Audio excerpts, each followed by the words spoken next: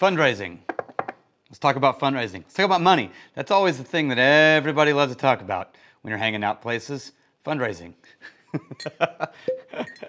So first, a little backstory. Wizard Academy was built entirely from donations. And then we started holding classes, and then it was built from donations and tuition from students who were showing up. But because the foundation of this entire school, we are a legal 501c3 educational nonprofit. Tax-deductible donations come to us. And Roy started by teaching people. They would take what he taught them, and they would go and make way more money than they were making before, and then they would call and say, what do you need? And Roy would say, well, we're building a chapel, and they'd say, we're in. And that just continued to happen. We started having other instructors. I showed up in 2013. We started building other buildings, and each time we built something, we have sort of a theme on the campus, which is never miss an excuse for a good plaque.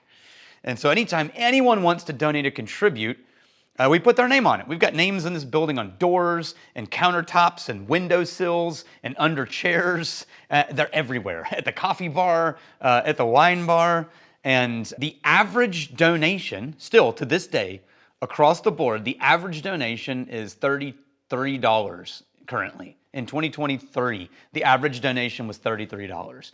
And so we are not living off of huge funding of major donors just throwing money at Wizard Academy and we're just, woo, we're freewheeling. There are a couple reasons that we still take donations, even though most of the buildings are done, but we have ongoing projects that we're doing.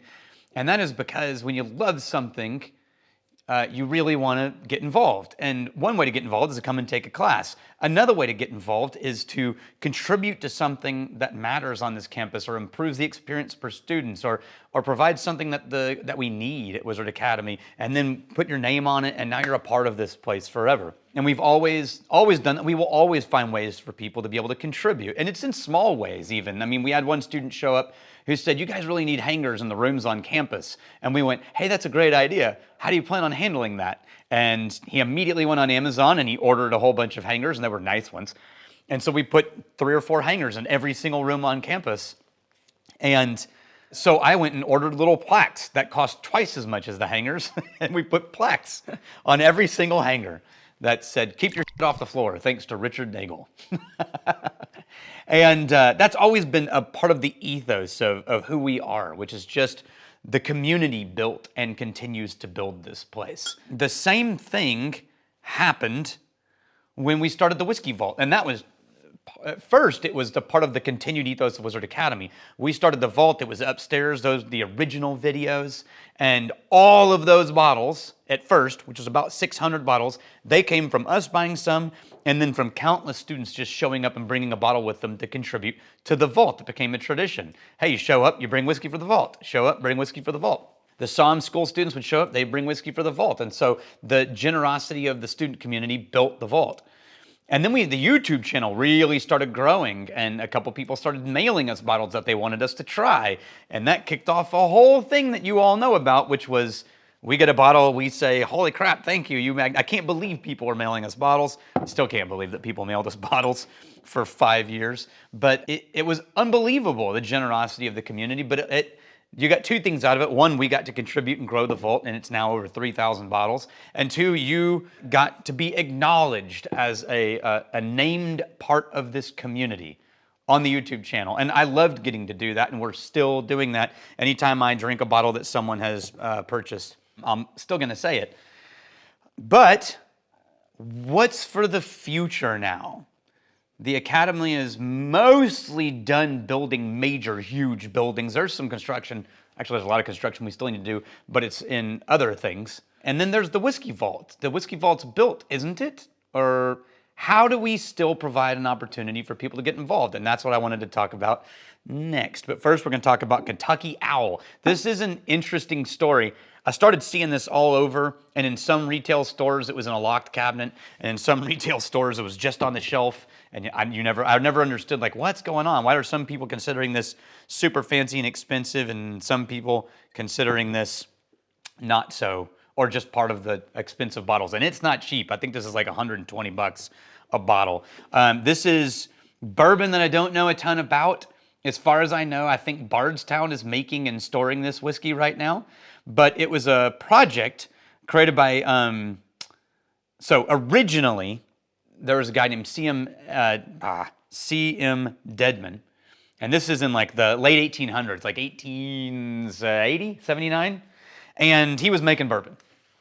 And then the government came in and seized a ton of his whiskey right before Prohibition kicked in. And that's why this one's called confiscated whiskey. It's in regards to the fact that the whiskey was confiscated by the feds. I don't know the whole story behind why they confiscated it prior to Prohibition, but something was going on. And then there was even a story at one point where a warehouse that held all their barrels burned to the ground, but it didn't really burn that long, leading people to believe that that building they thought was holding whiskey was maybe not holding whiskey, and it got burned down to cover up the fact that it was not holding whiskey. Anyway.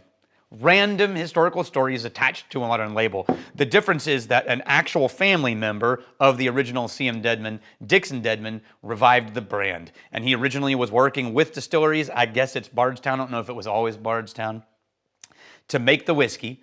And then they grew it and it became a really well-regarded release. Kentucky Owl, I've heard about it a lot. A bunch of my bourbon nerd friends have said, oh, you got to check out Kentucky Owl. And then they got purchased by Stoli Group.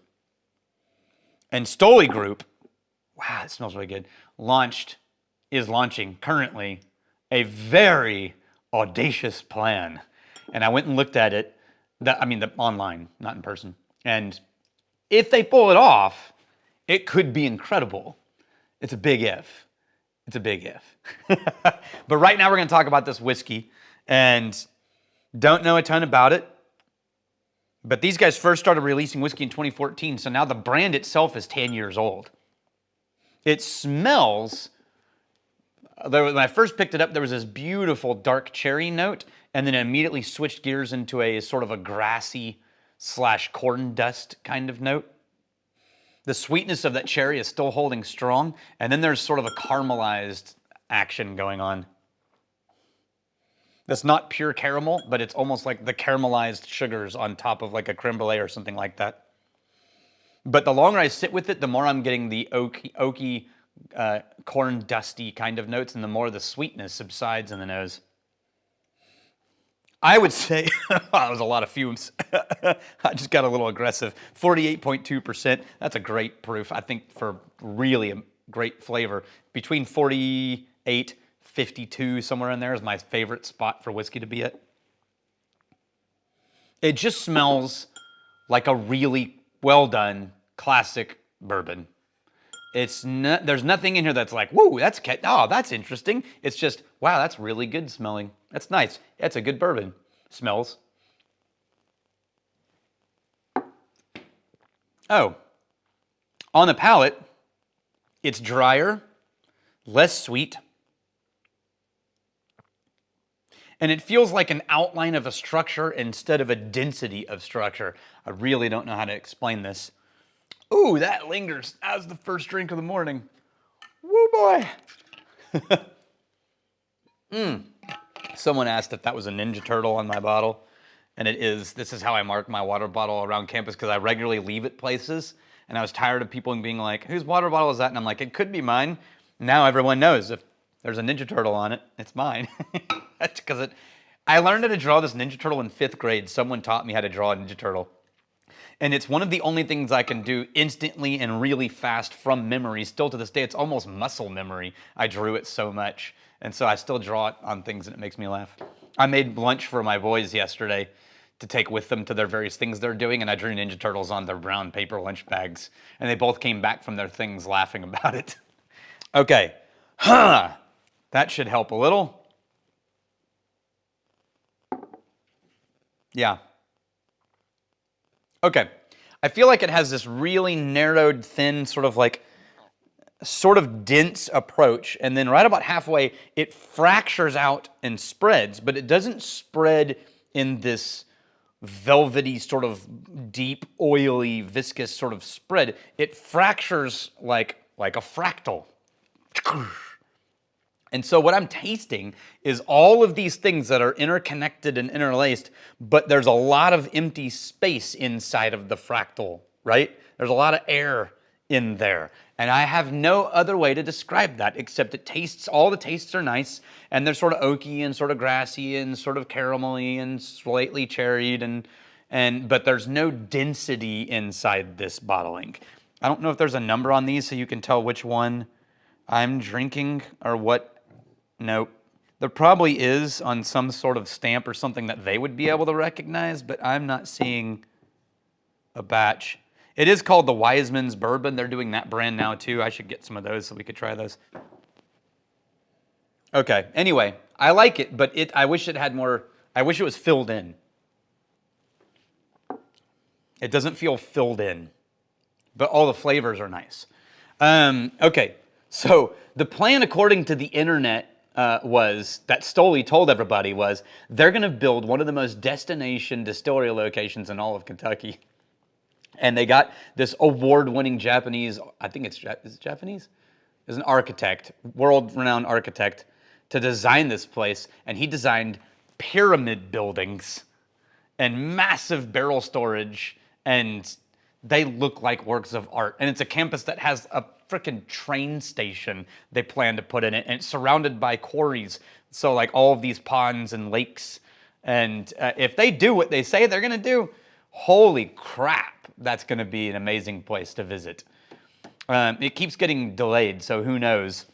They said they were gonna start construction on the distillery this year, and then they were gonna open the production space in 2025. We're getting pretty close to that. I don't know what's currently happening with them. In the long run, they want a train station and a concert hall, and anyway, it looks amazing. I really hope they finish it, because it would be really fun to visit something like that. Okay, fundraising.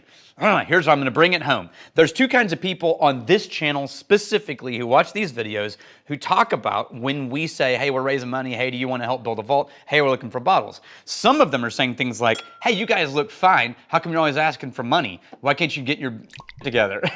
The answer is, we are fine in the sense that, like, I'm not worried about making payroll tomorrow. I don't have to worry about whether or not we're going to keep our doors open. I know that we can hold class next week and we're going to be fine. So we are a responsible, functioning business. Yes? However, there are a bunch of things that we need growth money for. And those are the kinds of things that when we go into them, we want to give opportunity for our community or anyone who's chosen to be a part of our community to get involved in those kinds of things, partially so that we can fund it, and partially so because it gives a way for people to get connected to the community and to have skin in the game and be in Wizard Academy and Whiskey Marketing School. We're not filthy rich. The buildings look amazing, but they were entirely donated funds that built these things. If you're like University of Texas, you can have a $1 billion endowment fund. I don't know how big it is, but you can have a massive endowment fund that's funded almost entirely from oil wells in West Texas that were donated to the University of Texas. And that, like, yeah, that's pretty amazing. We don't have that. We don't own any oil fields in West Texas. So I'm working on an endowment fund, but we haven't even built one of those yet. That'll be this year. But the main thing is, I do. In things that I love, there are times that I want to contribute to things and I want to help. And I want to, even with my kids' school things, when they're like, hey, we're going to do a play. And I'm like, hey, what do you guys need for snacks and treats? Like, people who care about something, they want to get involved. And you do them a disservice if you don't give them a way to get involved. And so I'm going to give you a new way to get involved, just a small one right here, right now. Oh my gosh, that song just popped into my head now. Right here, right now. All right. Right here. I can't unhear it. Here's the thing. I pulled a piece of furniture out of the vault, the big one. And that hole leaves room for 12 more shelves. And so I'm going to post another vault fundraiser. Now, there's going to be multiple levels, just like we did before. There's going to be a lower level where you just help us build the vault and buy supplies, and your name's going to be on a plaque board that we have hanging on the walls. And then there's a bigger level where your name is on the shelf. And you've seen those, but I'll take pictures of them. And then there's a bigger level where you have a featured plaque. And it will come with some other benefits like coming to Austin and hanging out with me for a day and staying on campus for free. We're going to do that just because we want to rebuild the vault. And a lot of people were bummed. I get emails a couple times a month from people going like, hey, I just watched the video where you raised money for the vault and I didn't get a chance to get my name on one of the shelves. Are you ever going to do that again? And the answer is yes, right now. So if you would like to contribute and be a part of building out the final section, I think this is the final section, because there's not really room for any more shelving in there, of the vault, this is your chance. I'll put all the links below, and we will be extremely grateful. And you do not have to donate to be a part of this community. Watching these videos, I'm equally grateful for that. So cheers to you, and I'm really glad you're here.